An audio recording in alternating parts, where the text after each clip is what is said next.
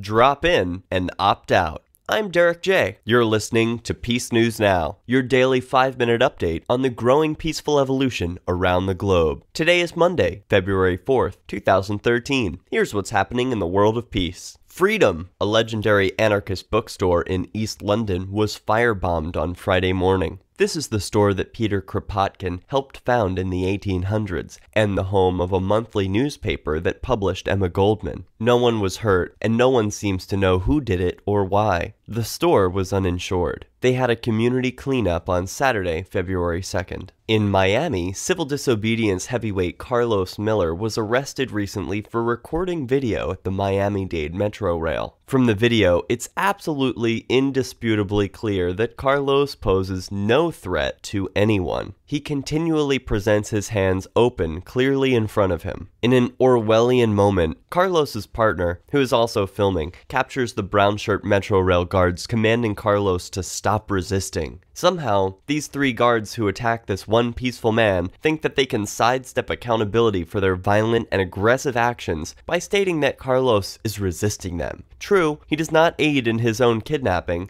but it is also clear from the video who the aggressors are. Peace News Now stands with Carlos Miller in covering stories of peaceful photographers and videographers wrongly harassed for their art and journalism. Learn more about Carlos and his awesome organization at photographyisnotacrime.com. Julia Seymour writes for the independent news outlet cnsnews.com. Death has nothing on taxes. The U.S. government estimates it collected about $920 million in direct revenues for tax year 1912, compared to the $2.5 trillion it collected in 2012. That outlandish increase would be even bigger if you take out postal receipts, which accounted for about $250 million in 1912. Those numbers are nominal and not adjusted for inflation. According to the Bureau of Labor Statistics CPI inflation calculator, $1 in 1913 was worth $23 in 2012. Even so, inflation-adjusted revenue for 1912 works out to only $21 billion versus $2.5 trillion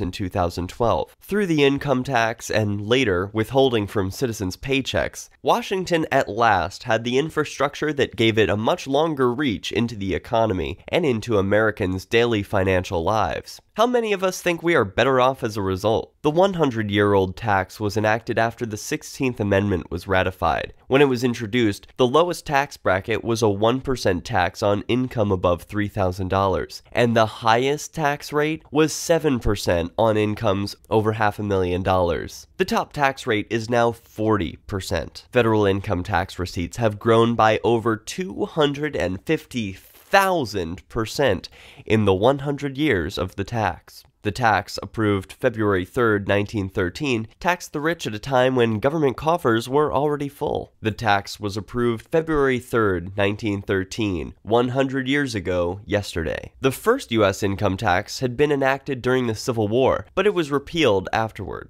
Another had been tried in 1894, but it was ruled unconstitutional. According to scholars, the federal government allegedly introduced the income tax as a solution to the populist rage at the growing divide between the rich and the poor in the early 1900s. Ask the Occupy Wall Street protesters how that worked out. The eloquent Margaret Thatcher put it one way: "Socialists would rather that the poor were poorer, provided that the rich were less rich." If you wish to avoid paying taxes, trade in Bitcoin. Are you tired of the US government killing people around the world? Are you tired of having to pay for their murderous rampage? Stop using their money. There is an alternative. Bitcoin is a stateless, free market, non-political currency. Bitcoin is money that cannot be inflated or controlled by any government. Bitcoin takes the power of money from government and returns it properly to the people.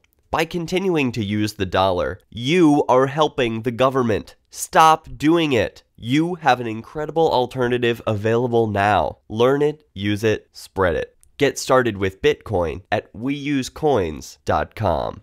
That's all the time we have for today. Links to these stories can be found in this episode's show notes. PNN is on YouTube, iTunes, Twitter, and Facebook. If you enjoyed this episode, share the piece with your friends. For PeaceNewsNow.com, I'm Derek J. Peace.